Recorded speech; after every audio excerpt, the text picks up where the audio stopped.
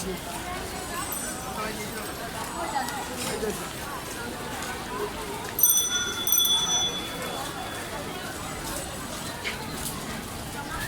এসেছি Dhaka medical college হাসপাতালের মধ্যে এবং আমরা সকাল থেকে এখানে আছি।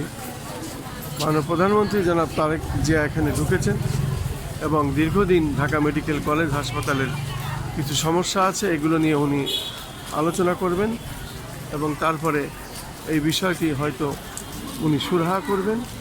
যেহেতু মাননীয় প্রধানমন্ত্রী নিজে এসেছেন এখানে, দীর্ঘদিনের সমস্যা, সেই সমস্যার বিষয়টি উনি বিশেষভাবে এটা দেখবেন এবং সে কারণেই উনি ঢাকা মেডিকেল কলেজ হাসপাতালে এসেছেন। তারেক রহমান আমরা দেখতে পেরেছি সকাল 10টার দিকে উনি এসেছেন। আমি এখন গেট থেকে ঢাকা মেডিকেল কলেজ হাসপাতালের গেট থেকে বেরিয়ে যাচ্ছি এবং গেটের সামনের দিকে আমরা দেখতে পাচ্ছি রুগীদের প্রচণ্ড ভিড় এবং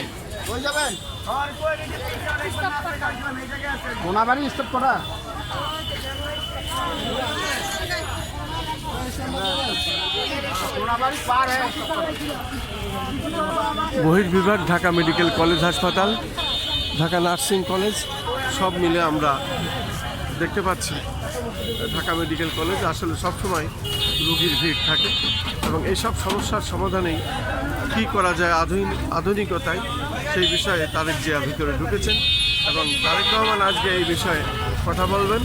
আমরা এই সমস্যার সমাধান দীর্ঘদিনের, এটার হয়তো একটি সমাধান করার জন্য, সুরাহা করার জন্যই উনি ঢাকা মেডিকেল কলেজ হাসপাতালে এসেছেন।